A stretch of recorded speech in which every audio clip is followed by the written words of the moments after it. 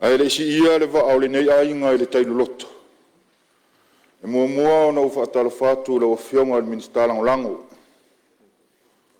La wafionga te apeato. La wafionga le ofisa sili. La uftalenga urungia. Sui ofisa sili uma le tato wainga yo na tulanga farupi. O lea le asi ilo tato sae le vaiteli.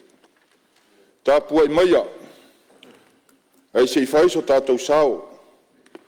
A war fo wa i al mtanga luenga o tupi. Lo tato wainga ili nei tala o le tupi. Pa ia o lo itu malo. Sau se taimi ona o wafe atu lea. A wala tau tapua inga. A o alo faiva al tau sui. A wasa moa mo na upufai. Ia whawhetaia le ali i lo watua. O le awa o ina mai o lima i le taua. Ma o tamai lima e taua i le taua. O le alofa mai i a tea. O lo olo fo ia. O lo maua lunga fo ia. O lo whaaulatanga. O lo tarita fo ia o te whaatuatua iai. O le na te whaatoi lalo ina lo nuu i atea. Yo vai. Yo vai. Aua lava nei te i mātou. Aua lava nei te i mātou. Ai a foi lava le vi inga i ate oi. Amen.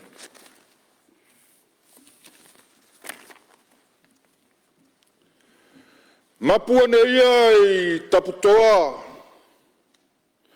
O ali e peia tupu i vao na mamoo i lupe o le fiafi.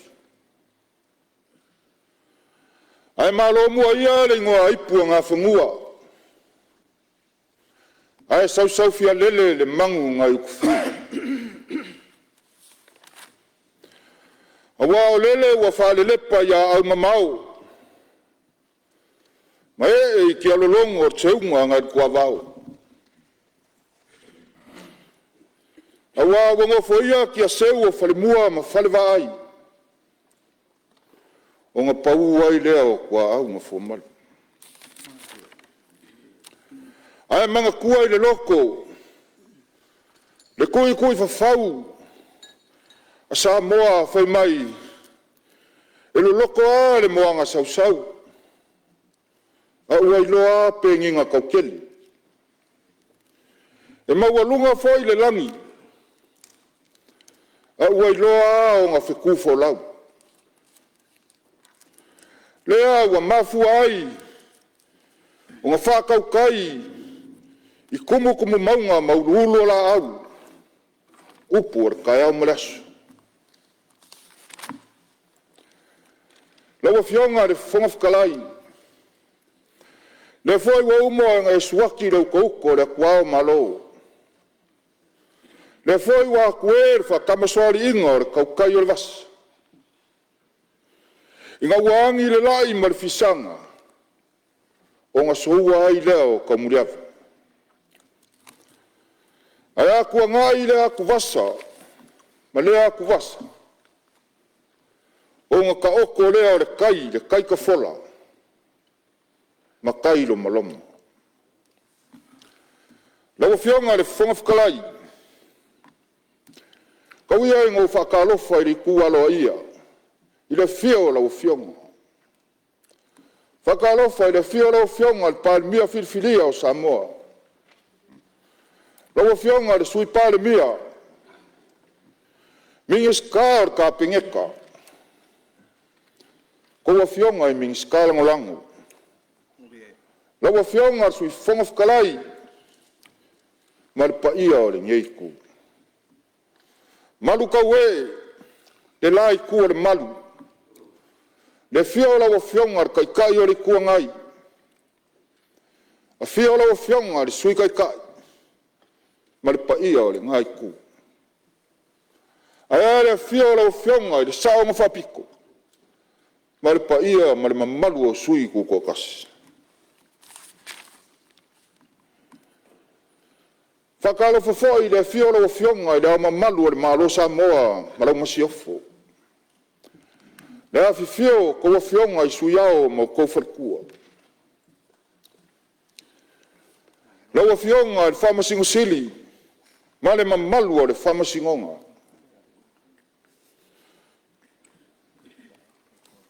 Lau fionga i le preskenga o le whamasingonga. Ali i makamaikai o le whamasingonga. Whakalo fafoi whaurulunga e kale sia kerisianga uma i Samoa. Susunga i whawhiangainga o lo whawhalele malu i so se whioanga. O kou o lo kuia le muriwae. Le ao marpo. Whangoa ngoa mangu i le kua. Inga ia kongi mangua wa Samoa malangkapua inga. Ai ke ingange o le mauka whongo o Samoa. Whakalofa e re mawai. Ko fionga i whaurulunga. Makanga duenga al malo. Whaurulunga pisingisi ku maoki. O ko uro vai malima. Iai lo kako malo i ngā duenga whai. Malo a fuai lau maua. Malo le pale. Lau fionga le whonga whakalai. A whai o ke whapea ku whakulou sa whakula whai o oenga pule. Whakulou whai vai kuku o oenga pule. Whakulou whingau o oenga pule. Makia i kuau o oenga pule. Whalekoi o oenga pule. Palauli o oe foi nga pule. Lawa fionga le fonga whakalai. A whai o ke whapea ku whakulou oe le urmoenga. Kulou foi oe kui sa mau. Whakulou foi oe lufi lufi. Aya oe waa o fonki. Whakulou foi le whiangainga ku mua mapule. Awa oe a inga i kai. O kou paia, o kou sa. Sa moa lele ua maru kaue ai kia whaungei. O ngā fwoi ai kia mawalolo. O rupe ngā whaia ar fui fui. A wā sa moa ngā o ngā whai. A lele ua maru kaue ai kia whau. Ngā veveke ai upu. Ma malingi ai le koko sa moa. A wā sa moa masonga lumanga. Ele whangalo inga foi. Ngai o kako uso i kukuila mangua. Le fiola o fionga ko vangsili. A fiola o fionga ko vanga rukenga. Mala o lua ka pengeta. A fiola peleskenga o tangaki. A fiola sen koa mawalunga. Ma moka. A fiola fonga whakalai whai pule moka. Whamasinga sili. Male mamalu o le whamasinga. Pai alea wala fio sua ma vai whangua. O fō mai kulangi, kuauma, ala kaua, sa ole ma sale au mua. A fio le la au ngā mokasi, fio whakuia le moku, ma upu ia ke oe mangu kele. La wa fionga le whonga whakalai. Au kele i o aku, a wā kau kai o le moka, malala o ai le sao li ngei ainga. Kau ia inga whaisa mā kou kala e whawhikai ai le fionga le mingiska kupe. Male mamalu al makanga luenga.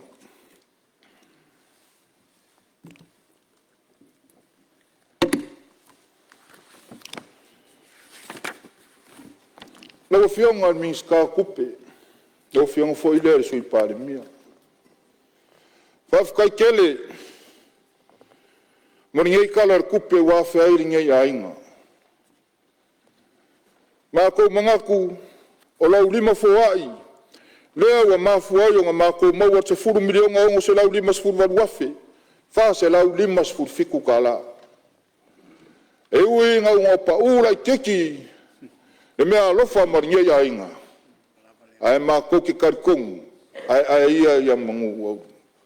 O nga iai mafuanga, ua mafu ai, o nga le au sia le vaenga le. E kusa mangesi o lau whai ngā luenga, wale mwhai on koe, ua wha se e aku i lesi vaenga. Ai mamoli ke le aku le nganga whawhikai lau fionga. E kusa ma le pola whasoa, a wari ngei a inga malulako wha moe moe. Inga wako fia au, o ke kaua venga kai ka inga o makanga luenga. Ile kausanga nga kia ngei. Lau fionga le fonga whakalai. Ele i masio. Ele i misi. E ngā solo ako ka ngaka. Mga o miangi whangua ingo ngofo ai. Ka ngaka mai sawai. O ka ngaka mai kua. Maka ngaka fo i le li o kaulanga. Kuri loa la ko sanga. A maka mai le luafe ma le lima luafe ma le varu se e pa ia le luafe ma le wha. O le mamaonga i kua o karusanga ka ngaka o lo kako wakungu. O ngā alule o le whiau, ma whakonguinga le makanga luenga. Se ia ku mai sa la ko ulisi, ai au mai ngā ka whewhe ka lo whae le o whionga le whonga whakalai. Ko ki a ko luafe ka ngaka, o lo ile lisi whakarikari ua le ai ma se whangua e kasi o le malo. E mawhai o ngā koe kuinga i eika ngaka ngei. O lau ka kalo ngā whai ka ngaka. Ka oko mairo kou wha moe moe. E le whai ngō fie. E le whai ngō fie. Ai se a, le wasulu mai le kaimi o le mingi ska fau. Aluai le vaenga le ala ufionga le whonga whakalai. O ngā alu leo le mako wasi a singa. O le makanga luenga. O le whakua alua pe koru kausanga kalu on kau kufakasi. Whangua uma o le malolo ka api. Lewa a maka o ngā au mai le kula whonga o lo ka oko ngai kongo le mamea.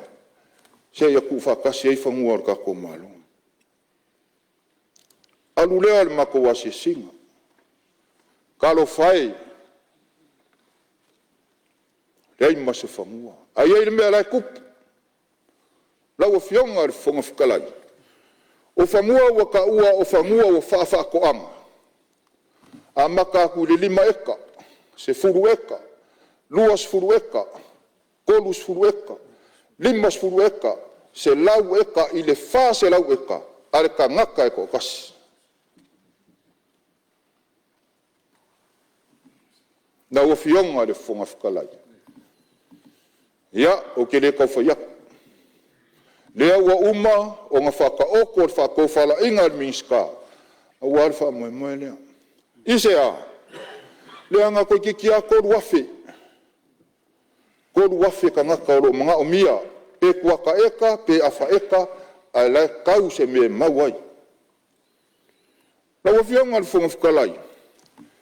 A maka ki whale lau ngiu o lifa, ale sa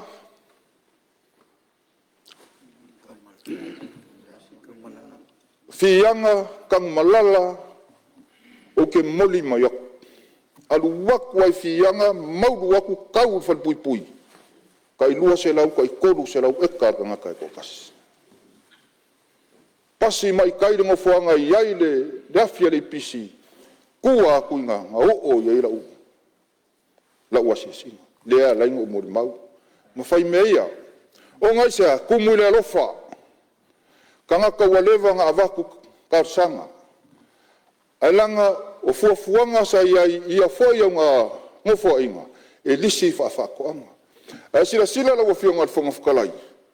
A whai o whao ngā le lisi lea 5 eka. Pe ngā se awha eka le mea lai whao ngā. Uma ngō ka milo i lifa. O lifa, lesi ngofuanga. O makwai tele a whangua whawhako. Anga luakua kaui o me leng whaile palonga fo ile o le whangwhanganga. Ere kau whai aku moka. O lau o kau ia i ka ngaka. Lai ila kou whangua i kongo i mele. Ngā o ngō whampenga. Lau o whionga le whangawhikalai. E mo momole loko. Mau sole alofa. A fai o whaalongolongo mai le lean poa dal mkanga luenga. O lau kala le masanga fai pe a fai fungu. E fai lau kala whakaikai o a fai o au e lima eka lea ngau karo sanga i mkanga luenga. E au iai lau whangau, au iai whangau o lau whangau, au iai whangau o lau whangau. A fai a kua se furu au ngā kupulanga. E au wa i le lima eka lea kasi. A lea e maka umare kua kele o kako wakungu. O lau kausa ilingi o lau kufangu. Ngā o ngā uwha penga aku ro whionga whonga whakalai. Ia, lau whionga whonga whakalai. Sau se kaiminga o aku le sui al mauka. O le ele le malo i sawai. Sa le longa kod se lau fast food eka. Pei on ka ua le kai o le kuangai. Lea ua uma o ngā whamamuru a war kaulanga. Ua uma ngā fua le lua se lau mo ngkupu. O uma fwoi ngā kufa. Se lau mo ngā kupu. La ele i fua inga o mai kaimingei. O lea ua makang whanga solo iei fo fuanga mkanga luenga. Pe a pasi al kalor kupe. O lo whakalanga o inga. O ukai vai a aka. Le mea lea o lo iei le la pesi. Ma iei pa povi ukai vai a aka. Kasi ngā whangua kele o kako malo. O lea le arusa i linga mkanga luenga wha mau popo. Whangua o le malo i le mokele i sa la whai. O lea la wha mau popo. E o mai fo i lumo le maukange. Le au whai o ele o le malo. O lo i sa vai i akoa. Ku ako o le ele o sa le longa. Ngai kala o ko ia la o whionga le whonga whakalai. Mana ngiei makanga luenga i kaimi o mako kau ngu mai ko kongu mako fia o kau avea makanga luenga. Kilo ma le alofa. Isa o ngā o kangaka ngiei kai kuaka eka. A kilo le kaimi o lako ukalo sanga. O ingai mo momu ai le loko. A o koe kilo i lesi au kafa i le mele kupu. Ke le whangonga. Lau whionga le whonga whakalai. Sa fia finga ngā le minskao. Ele mfonga whangua. Ise a. Inga ia soa lau pule. Ufa. Whasoa. Marisao. A wāmanga onga o kako wakungu. O ngā ua mai lea lau whionga le whonga whakalai. Ia ila kounga lala o ai. Le ka ele o le saa o le ngei ainga.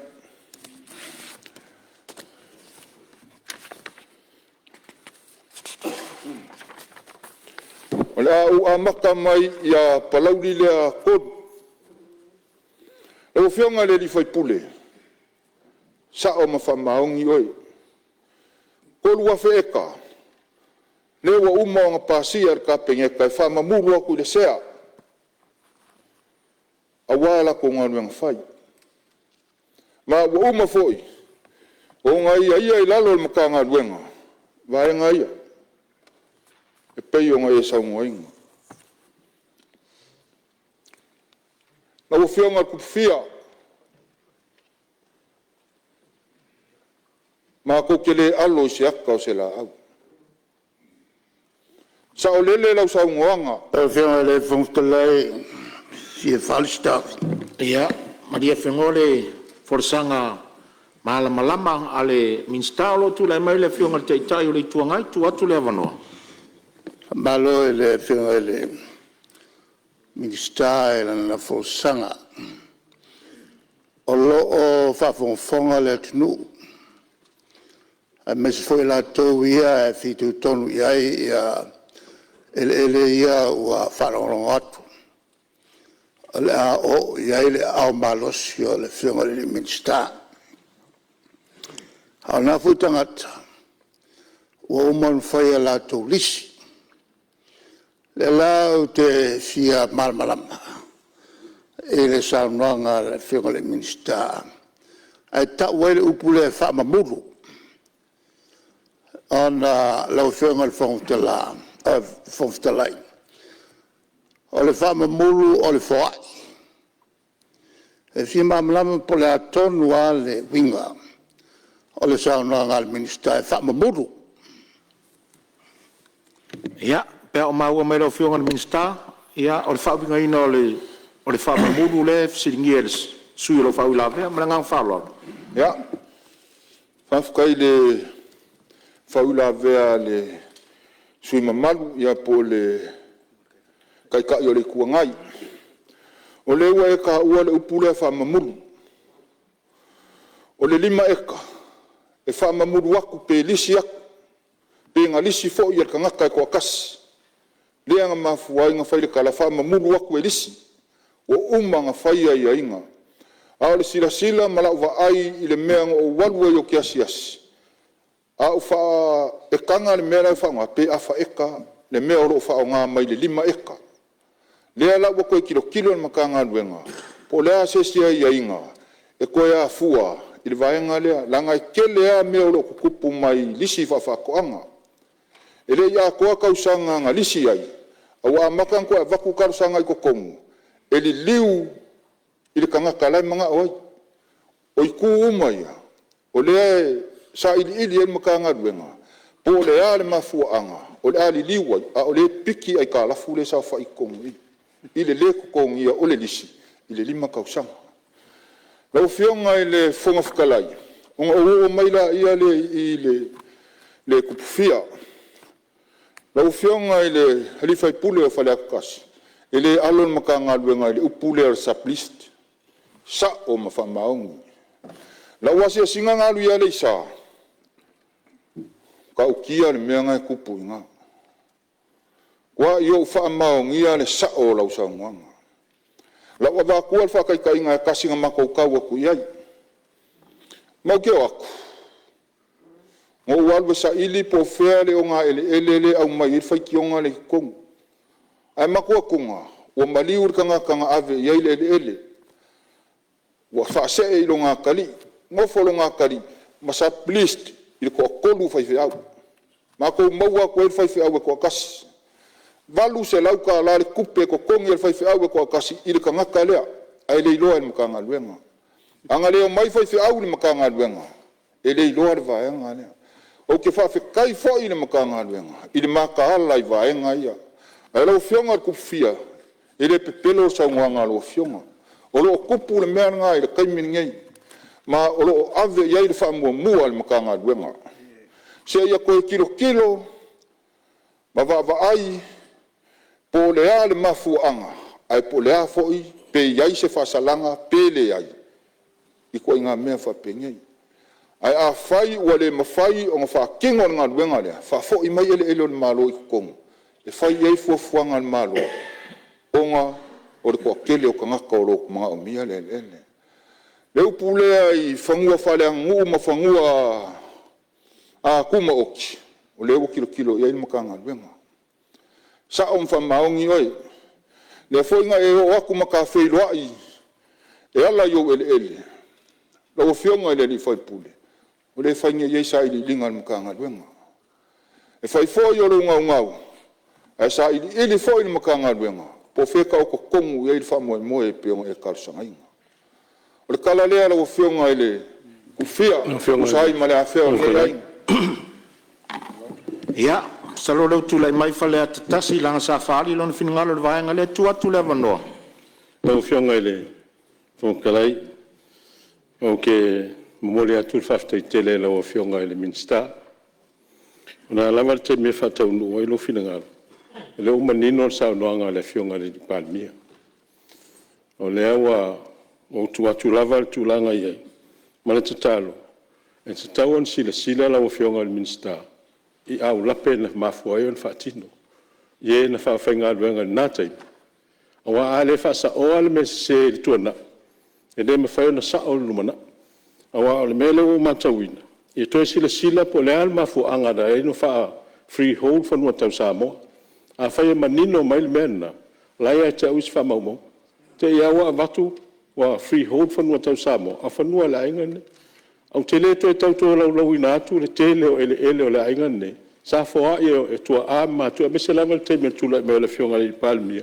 ila na pule fa italia ele to o is fam tala le tele ia fa no mai ele o la ingane le fa tu ele la china e normalo o ai puna vai fulo so me fa pena ele o tangi sa la vale ainga nei se to a o mata wina ele nga tene fa tino le me ele sa ia le la wa o to mo ma wina mala no ta sanga o le tele o le alofa ia o te lofa ia o foi le lofa e tele na se ai te loisi me ai fa fa o le wa e sisila mai awa o le taua fa no mai le langa fiso tai ma le ola o tangata so tai foi mal fo fanga le tua na fai o tangata i le fuefu ma le fulefu o le ele o le mea na fa taua i na el tangata le fa no ma le o le fa silo manga na a fai o tulanga le e te ia o fa o ma le si me sa matawina o mal tai biolis le lo ngol tanga te ona le lis a extend le malo si anga lo office e no ma se fisilingi o tanga te ona le e se iwa maturol malo si anga pule ale ola tu e to su e tu to fa popole si los futa usanga e no ma si la fiel tanga te ona fa numa le wa ma faina uma los futa usanga fa mutaina ile pule tanga te ona le ai folinga mai o le la fa ngal malo si anga o le officer la tu te fai ele me e pe folinga mai o la tu we ia fa fa le ma watu o ta wo lo finangalo me se fo belen sa no le fionga i palmi ia naif so swani e tulanga fa no mai ele fa ngaina ele o po se dilo fu lo so la fa ngal IPC mai si puna vai u mole o tu o le pem vai tangut la sa o ia si fo malo ele o tangi sa chele e pe fo sina fa ma vengai pilio vai ni ai o lava na mato a fai fo ele ai ia to fa fo i mai fa nuai na watu ele ma fo anga da lena na watu fa nua o mane o le na fa moi ai ave anga i sala si ia se sila ni e fai lava tatu to na ele va au male malo ele meta otto le ai na le anga sala me na ole e fa fo se me to tino istangata a sila ele o fionga le ministra malo fa lo Malo vaftai finangalo taua fa lave o lo tulai matai tai on malo tu atu level. Vaftai tai lo fionga le uftelai mo le vanoa. Atonu lewa maea ona o fola le au wivi ato le fa mo moyo tanga luenga. Mai tasire nem tanga luenga lo matai tu el fainga malo. Mo le si 5,000 lumana. Ai sea ele o le tunu ele o le malo ele fa le nganu ma ele tu ma oti ma te taua ona tato matai tu le lei ele tutupu ni ele tupu tangata pine fa mau le tato fa longo nei le talo sanga le sa oka ya no lo voi office ele ofi taimi uma maso uma tar sanga wala upo vai tu si lalo transfer mtanga alben atasi le mena mafuai ona manatu lo le malo to e mai uma ele mtanga alben atasi ele uma sai ole este tausi ele uma sai samolan ele uma sai le menari to vatasi ena mai rola ia tu fatasi mtanga luenga toe liu le ia por alme la fai te fa maunina le mele o tanga te to tasi ala sa fa irung al fasela di masela weka fa maunina mele te to tasi ala sa fa irung al sela weka lima sur weka se fulu weka o inana tupu ai le fa so ala le e le te tau e la wanga i mai nei le tunu fia maua se vai panoa sina pausisi e fa tu se fale se fa onga tamaiti se vai nga luenga no fo mau ia pia e la fia ngai nei mal ministra mala nam tanga luenga ola u tu alalo le ministra ia e tolo lo te faile fa taulea ai ai ni fa nua o le te tau watu 5 eka na le eka lai fa nga e le fa nga uma faile fa tau e la la te 5 afe tangata ia fa tati pala fa fonga mai la tauia o avo ia inga na fai mo mo te mi mo te tau na mala la to elena o la tau le fa tali ele mana ongo le tunu fa fer fia afe tangata le ua na mai mo le fia mo se me at least a kora ika ina ia tari la le mana o le sa mo te mi nei ia mal mela vale ta te mai tau le te mi nei ia fai va ai malo fai va ai fa lolo Ana whapena atu. A le anganga i o le tātou malo. Tutu mai, whala papatonga nei e toru le malo. Tasi le tūlafono e whafoe ai. Tasi ai inga whal tūlafono policy ma mea ma e whafoe ai. Ina ia wala nei whaile me lea esel me AVI, esel tele AVI, esel tau AVI, ma ese uma. O le tasiri nei, mta ngā luenga tua i ele malo i ana tupe maua. O tupe maua mai lisi o whanua le malo. Tua fo i e tātou talo le tupe le whai, aisa. O o lesi puna vai le langa ua mawhai e tangata no mai lisi whanua.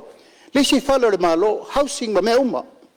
Ma mea ngai mai e maua i lesi tama a ingo le tunu. Ai o manatu e, ama niel tu langa lea leu tātou vai lau telo le tunu. O solo mai tu lau lava, sa vai ma nuu tua. O le lato whanau na tua inga fia maua se me tua iai. E vauta ua le tupu fia tu langa i whanua i oe sa o le lei o si ngā tau langa na mātua na ave mo te teimiri na aftu nai. Langa leu tātou vai ua ngai le malo e whakomeso lais mea uma. O lai me la le whai ei pēr whapea le tu langa e tala whea ngai. Ai whatala noa. Whatala noa i le awala e siri o na tu lai se tu langa le lei. Ia manuia le malo. Ia e siri le manuia o e ona whanua. Ia mal wha lalo. Sa noanga matango fia ia tu atu lava no lo fia mi sta. Ia se on sai me alo fia mi sta lo to tu lai mai fo le fia ngal tai le tu mai. Tu lai mai. Tu fa popo tu al mta o pulo fanua. Fanua ta tu te tala noai. O fanua le este tausi. Po fanua sai. Lalo le este tausi. E leona o whailoina le anganga atoa na la tuele malo ma whaongalo te lo whanua nei ona utati tia leo ngā ena ua tuana e ia whāti tele ona whaileo le unga le nā teimi e le whāsilau eka lea tuana i mato sa e le whātu anga e te tau ona whali liu ia ele na e whaiai ia malai ta alo. Leu ai nei tatu whanau. Ele telo malai ta alo na whausiai. Le foi lai usuai whono le whanau malo. Al whatu penga. Le whaiai le unga ele teimi lai lafi se la voltolu. O le amata wha tau atu i tua. Whanua le este tausi e tai kwata eka. Mō tātou nei mai sa vai i mo polu. Ele aini ele e pia no foi e tai kwata eka. Ele tau e tau sulu ruafe lima sa lau ta la ele kwata eka. Le lana whamamuru mumuai le afe le tau tō manatuna le afe lima sa lau kwata eka. Ia on faso solo ia lea le rue teimi lea. Ua whamatua tua ia ni ele. Mō tātou tangata mai sa vai ma polu. Maua e lona ia latou kwata eka wale whaongai na whanau. Ai whamatu le si vanga tele. Mō atinai. Lela iai ia atinai tele ia o Papovi. Ele mwhainu whaisa Papovi se di meka. Lela mafuai mwhaili ungal kapeneta. Tai se lau eka. Ela ia tangata o le aia e afo e whaiela le telo la to Papovi na le aluatu le fianga. Ma whaia whai malei unga e whatuai ma si atu ai ma tatu el tise whatuai na i afi tele. Ona o le piso o i le mesa i tanunga manono. Le lana lai o na whamatu ia ele o le urua i teimi lea. Ua whaatino ai le mea mo le ati na e o le tātou tuno. I tangata tai tō tasi. E le taimi na amatai o le whaasalalau mea. E le i tere ni tangata e na tāru sanga mai. E le si whai pisi nisi ni sau e a te au whai mai. E whape whea o ngā leasing nei mea. E le tai lava i a ele. E mato atina e tele Ele mawhai i se kwata eka. Po se fulu eka. Ai matu te mana mia ni eka te tele. O le unga na malo le ai. Pawa le ai. Ai ta ofina leo no afe eka. E toi tau mawhai ai le este tausi pe mawhai. A whai na le leil taimi o New Zealand. Ai o mai lo il tatu taimi langa loa. Mafu e sa. Ia wa so solo tu ai. Ile nganga fo ile masani tatou. Wa fa yai me al balo na taimi. O le bana ile me fa si mai povi. O tulanga na faina tele ai. Ele este tausi taimi el palangi ele me fa on sauni me fa pela. Taimi o te ko vai tatou. O le fa ya a mai povi o mai taimi le la fa ya le melna. Mela finga tai tele. Ona te fa wau peta to fatu an fa pea ai o lo to fai pea ya la fo na le ona fa no pea le ono afe e kai ono afe le fa lo tu iste me ni bafe ono afe e kai o e mulfonua e to tom fa ya le este tos ya le fo sa tu la mai lo fie me to filo ya le fiora le palmia nei e vaia ina toyatia ele este tau se me fanua e savai o tulanga la tau tele ai lela la fatu mai fo i fie bel taimi la e tau ala tu fatasi fanua i se pulangatas ia la tari le ia fie me le ual kapineta la fatu ia fie me wa o ia le sava ia Ya. Ya beto ele. Leo mawatu lo fionga te tele tuangai. Leo mawatu. O manatu e bala mai fo ile betau. Ya, leo mawatu na foa. Ya on mta upua ia wa sau no ia a le atunga lunga le mistae o ngal mtanga luenga. O le fa mamulu watu le ele a ele o ati na ina. Se vaenga tele o le ele. Pe o vaenga na o le lifa ele fina ngalo. O le minstai o ngal mtanga luenga o le a fai e se fu ale malo a fa malo fa tai no fa na mai fa malo fa tai no fa na pe le nganga na ya e ta o tele mele sa no el mista mo ya oi ta se el wo yelo sa ta o vai ngale ya fa la toro ye se me o fa fin ngalo ina tu soli ha mo le ala o fio ngana lo fio mam lam mal sa no ngal mista ele to wa fe ekale avele sea po le atongu po le sea e kalesia po le sea hole le sa mo export authority Hamon mole. Ole ala foatu mista e tari ai le finangalo fale atitolu. Fa wau sa no ngala wo fionga le mista. Sa se kai mio o ku le fionga kai ore ku ngai ma le fionga ku fia. Era o kali mo ku ye le fionga le fai pule o fale ka le ngume la kob.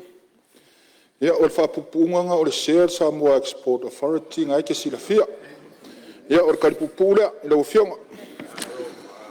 Le wo fa mawinga le sa nganga la wo fionga ku fia sa o le o le mele wo ku pe nga ka fa yaku sa ma ko kala le kaimi wa ele alon maka nga wenga sia ka le la au fa sa o lo sa ngo mai wa kele ka ka wo sa pist fa ngua ku maoki fa ngua fa le ngu le sa ma ko kala fa yaku ai ka o ko mai lo finga nga lo le la fa sa di dinga maka nga wenga o mai le fionga le kai kai o le kuangai fa kai kele amo le o ingo ngei mkanga duema e fa longolongo foi mal ko lau sa nganga mako kele selwa o ke fa sa winga sa nganga lau fionga e vaenga umayo nga sa ngwa yai ia ai ka o komaya o le kilo le yai mal ko o le aunga malfa moe o sa mako kaumu fai aku. Kolu wafe mo ngā kupu ka ngaka o kako wakungu.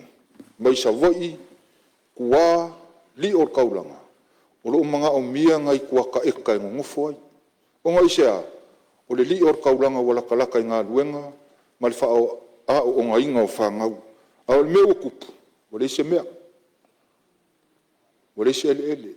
Le ua mafua ai. O ngā kau mawhai se si fuafuanga al maka ngā ruenga. Inga ia whai ai se whai unga le lei. Ngō ka ngaka ngei. Ngō ka rewa o ka whiar kai mini ngei. le kuskar-sanga me o ka ua kumu ia vangoa ngi fangua ngo folis. O nga ise a, se i fofo mua le whawhikauli ma le mai lea. A mai a, ia on koe ka kala leo le vangoa i kua, mo ka kou ka ngaka. Ia. O nga o mai le maka upua le a fionga sui fai pule o whasal le anga ngumela mua. Lawa fionga le sui fai pule, ia. O leo umonga e whaafofonga i le saungoanga i le fionga le kaikai o le kua ngai. E pei o le mafuanga nga mafua ai o nga fuar kaulanga i savoa i le lua afe varu se lau fikus fulua eka. Leo umang koe whaafo iak le lua afe fa se lau fast food fa. Kolu se lau fast food eka. Ia o leo wa whao ngā inga le malo. Ma ngā fo i ke sila fia. Le kawi kupe ngā avaku le malo. I le vaenga lea. Mo lau sila fia lau fionga le li fai pule. O lea fo i wa umanga whaife uka ngā inga le malo ma le fio anga. Ngā ia koe pale pale ai maka upu lea. O le kari aku lea i lau fionga le li fai pule. E kusa ai fo i ma le vaenga le kauia le ele. O le wafu peonga la vea i le vaenga longa lua o lau saungoanga. Ia, o lo whaia iei sa i linga makanga ruenga ar kaimingei. Po whenga maka mai ai, au whea foi, o iai, pe nga iei se kaui, pe le iei se kaui, o le whaia i le sa i linga makanga ruenga. A la mako kakalo.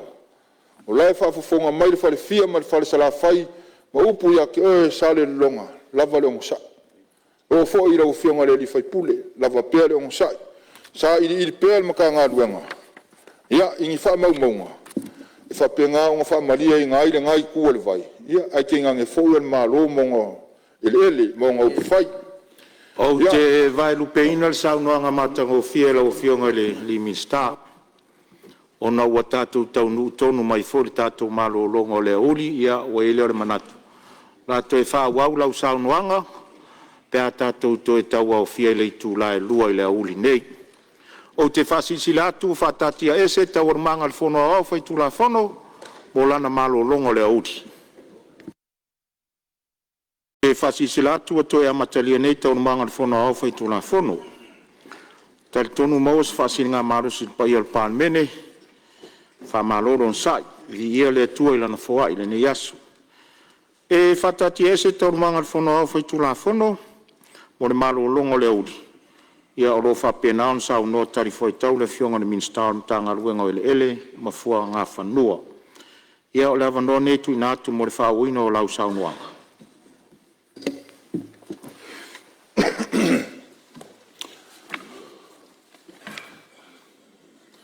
Askai mo le makou avangoa. Mga kua lea ua mai au ngā pale au kari ngā sua.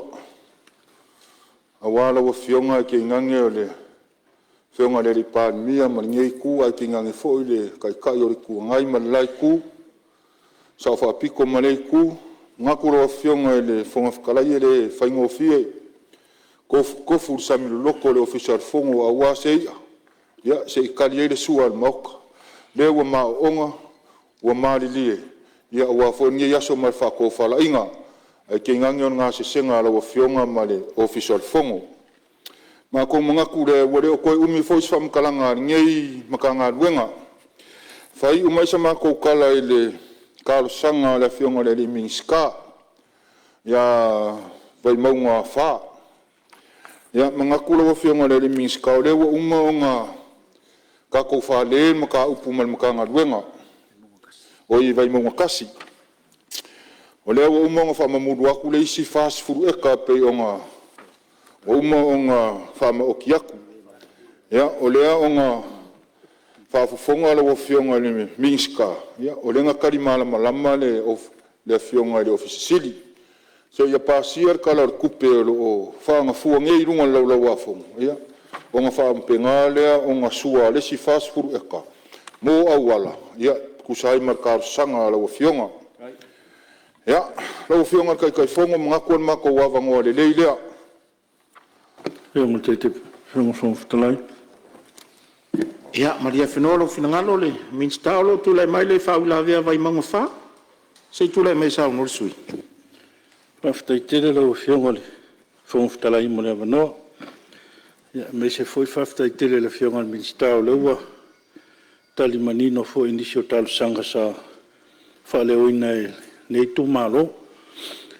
Ia, me se foi ia ele ia whaasino le mātou whale vai monga. Ia whaftai o naua. Ia fufuanga mo le toe whamautuina o whanua ia. Ana toe whono whapi atu lau whionga ile. Tau sanga foi nei no na whaoina atu lau whionga. Ia me se foi le minsta o pisinisi mala manuia.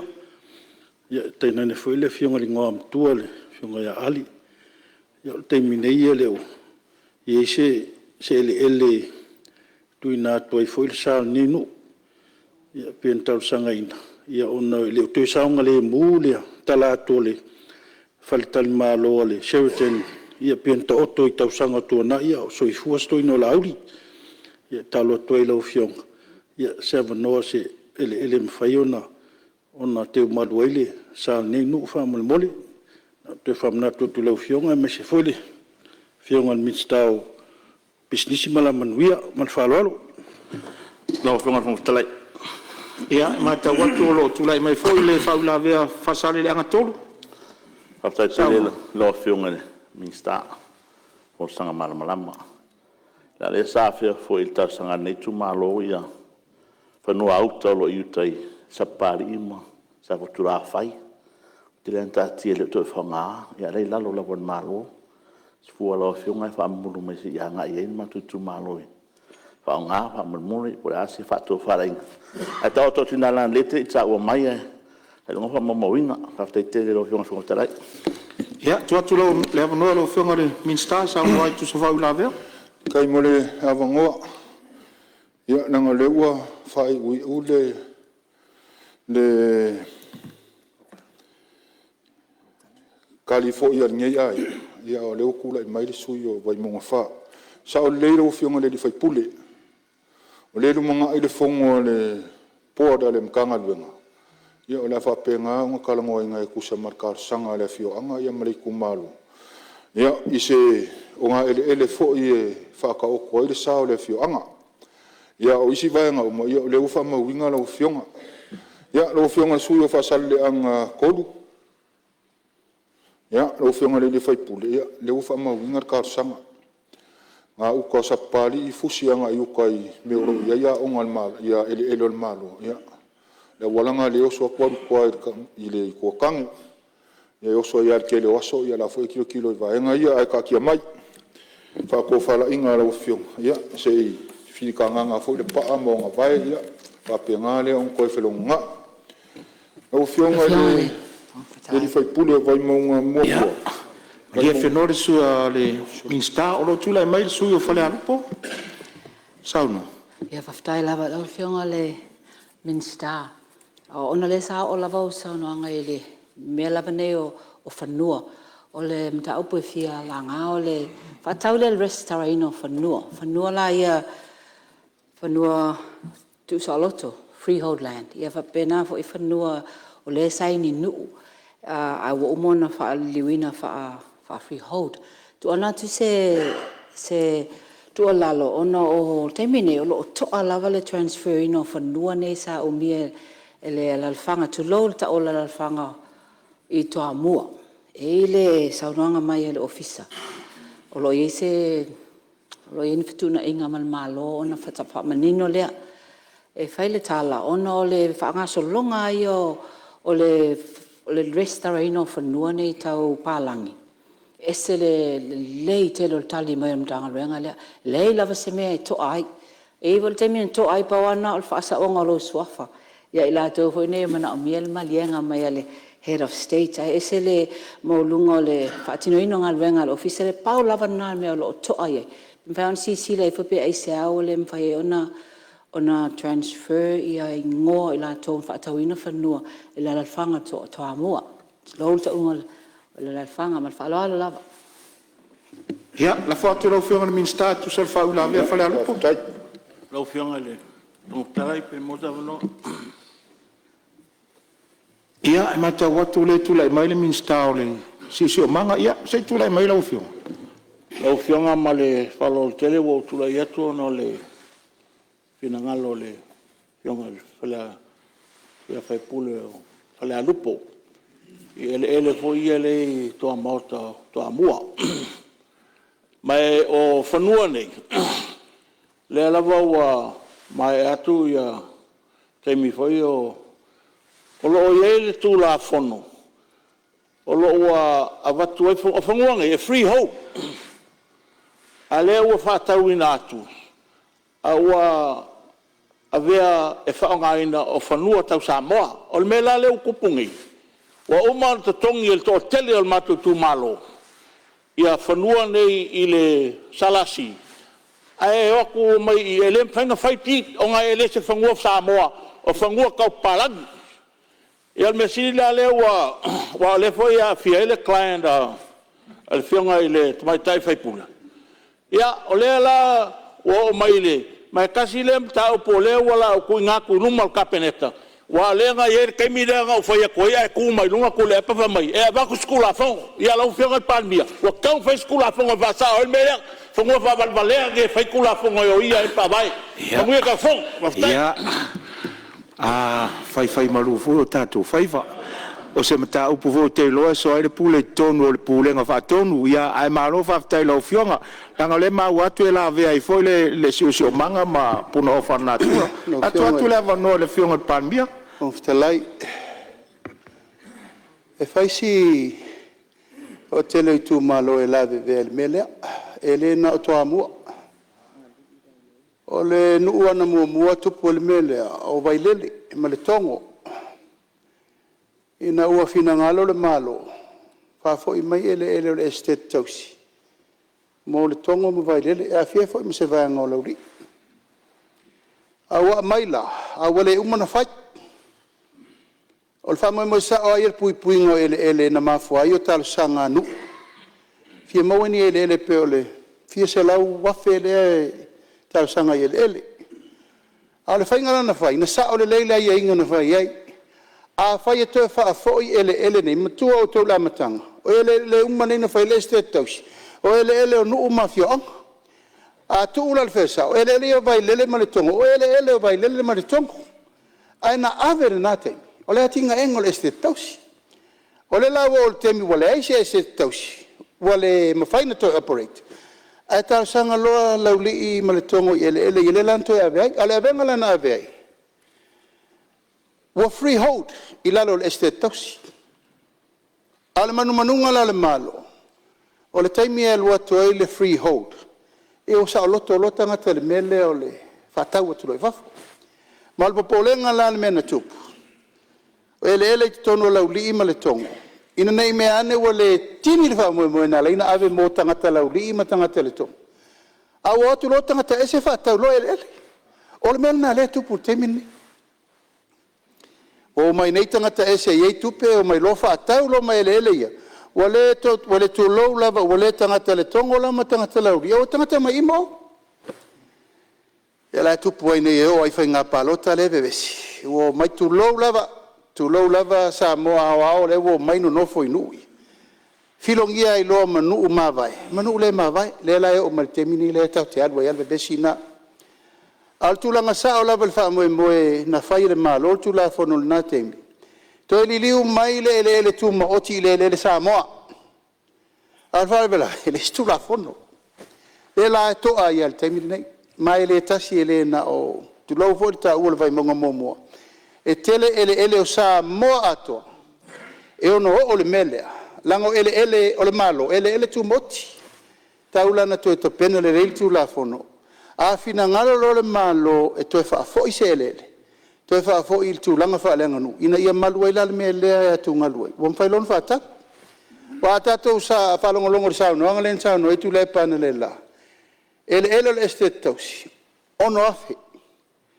ono afe freehold no win e tanta to fa determina pela melena le fa pele tu po foi to amo ala ia inga le ta fa mori mai to fa tra no le po le ala ia inga to fa fo ia to ele inu ma fionga pe to fa fo fa freehold pe to fa fo yo ele tau sa mo ele fina ngalo le malo ina ia malu ele tonu no mafio ma fa so no mafio nga ele altu la fono vo ele tanta to vai o le Lands Taking Act le na mafuai ona mai le malo ele tau sa mo fa ngai mo tu te le malo ai la review uma le u fa manatu me le fionga minister ya ale o tasina te unga foi sala tauna ta pena mai mol fa mala mai no mela le sa no mai sui fa le alupo ina e manino le lei po ele ye to fa fo ye to le malo pe to fo i fa le nganu pe to fo i free hope ya fa mala mangale mel fa lo ya malo fa taile fa mangale li par ya fa la ta to isi si me fa mangale mangale le fa taia il fion pan mia e to te va ve meni monio le tongo mai le o vai tele na ve uma fanu uma le se fanu ka sin koe ave uma lo este le lan koe makaya nga e kuma to no utal sanga na mate lusu riva ek se te tau amata se nu le nga makai kai ko vai la ko nga ni kai fingo fi le wala la mo ko fa lo sai ngam fale la nga maku o fanu sa mo fa ka ka milion nga mela fa ku puleme le lan ko ni yu ko fa ngono maton no foi ko fa fo ngon o fa sa mi ko fa li fa free hold fa ngongi fa ngo mai man ngu la fe mai le maro ka ko ngofie al ko sulu afele ko ka eka fie ka usanga kon kongi fa kai ai fa li fa sa mo e ngai mo ki ngo ko yeska ko ela ku pul vis o le va ko fa ngo le nganga le sa ngo ye pan mia para fenga maro ka lua ye va ko lo fa a ko fa ka kasi ela ku pangel vesida man fa la fa kai ya malo fa tai ya lo to tu la mai le fionga pan mia tu la vano te lo le tu malo fa letta tolu le si tu malo le a fiel mele o le ni le o le fo se fenga u mau popo no mele o le fo e pulu to ya te ufta winga dato no a wala upule fa tau si file mu le wai lord fenga no o le ta yele no a ngai na so ai pule ai o te fama wina le tulanga le toe fama popoina mal fa tulanga ina tulanga mamalu tauna ia mai le ma uela pena to inisi le toe ia ngal mo mana tuila e pasai le na faira fa so ale sa fo e mo ela le fa ingale a tonu e se fa so pepo fenisi le va no per tal sanga mai fo ia vai mo fa ia manisi itu malo o to mana mi inisi le fa pop Aftai sa no lo fionga le tai malo ia tu la mai lo fionga min stam ma ta watu fa u for this for sanga matango fi tai le longo le ua kan mangingo ia le kai ka yo malo e kusai male sa nga fale alupo ia kinga ngi fo ia vai mo ngakolu ia ma o I fale ka kolu ma fale ka fa kusai fo maka upu sa kulang e ia ku kele I ya fe ngi maka nga bunga kai mo ko sa ngwa ia ale u kali ku pel malo ai sa ure fia kali ku vai nga le wa ko kele ya fe kai mo ko sa ngwa ia wi le ia ngau kan mangingo le fo le kai ka yo malo o fionga le ming scam le karusanga ia o ko ele o se karusanga ngai o ke sa fa yo ko kongo umang pa si le fainga malo ka wai paule me ngai ke sila fia ka ko fa suanga malo fisili ko ya suanga o wala ia o ngaku fa lola ia le ni pe on karusanga inga no fionga ele fonga fkalai o mai a ia le forsanga ngimkanga duenga ai mako mangaku ia o se ava ngore le se lai pa ia kwai lau Fionga fongtalai o ia le o mawatu e tu la mai la fionga le mistala ngolango patanga fenga feiva Faftai mo lava no lau fionga Lai o mai ta watu le la fa wi ule sa noanga le fionga le liminsta Salanga ele nei tumalo ia ele o lo ele le malo i ton o matonu I vai goa o le sa mawaina I falta talanoanga o le malamtanga luanga le taimi sa swala pule ai le talo le tupe o leo i fufuanga le mtanga luenga se taimi ona whanga solo atu le whairoa i mai tūmaro i tūranga o ele nei i leango ele o le ele stala in malu ia o ele o le nu nei ai whaftai o leo manino fo i le saunuanga le whionga i le li palimia i tūranga leo le la to i loilo tūla fonu na tūla i atu ona lai whafungfonga mai le tūmaro a leo wa whai ule saunuanga le whionga le li minsta man whaalo whaftai Alo whaftai, ia masalo whau la vea uma iei ele o tātou tofi. Ia au ngā ele me tas tulou. Ia leo tau whafonga. Ia la ata pena le le atoa ma le anoa. Le matanga ruenga ma le minsta. I le tūla fono le fō mai. Ia war whatino ino tātou ele. Tuna maila o whionga le minsta. Whawau mai le saunoanga. Aftai mo le wanoa. Pa ia ka koi kumalo e amaka mai malai sasi a pa ia wharkangaloa. A whai o kou whafonga mai le leo o kou au. Ia. Ka la anganga al maka ngaruenga o ma kou kai makari ia ngai vai kau male a fuanga o kofi. Mga kura ngā ua kau kore ang kongu fuanga whai ar ka kou kumalo. A o kou pa ia ma o kou mamalu ma o kou sa ma whai ngaka. Ku maua e o le whawau. E le mawhai o ngā mākou ko ese pe koe whao popo.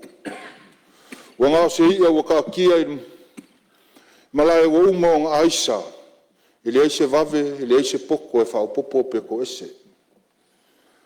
A o le anganga ni ngei vai ngā le aso. Mamori aku le anganga o le whawhikai kele. Le kāpua inga, sunga i whawhia ngainga. Mola ko farkua iso se faka fai kaulanga o ka ko kumalo. Fa kumukumunga o ngu kai kasi o ka ko kumalo. Malo afua ila o maua. Malo ka puai. Malo fai kakalo. Ku i le mulpapanga maula le la o fe ngai ko au aunga mo pu fai o malo. Mori akulanga ngar fa kai kele. Ngai va ngole aso. O singa kala la kiki o ka ko polo kiki. O ngā umale se sao ngi muka ngā luenga. Ngā ua umang kufu ingar ka ko se lau limas fulu ka la. Ma o ke mangaku o ngā koe ka ko wha se lau mo ngā kupu afe. Ngā ua umang a vai ngā ingu e ongo. Ngā ua umang a whakaungu i ngā polo ke kikange o whale a onga. Ma re kele o polo ke ki ro whaingei. Ma ko kakalo.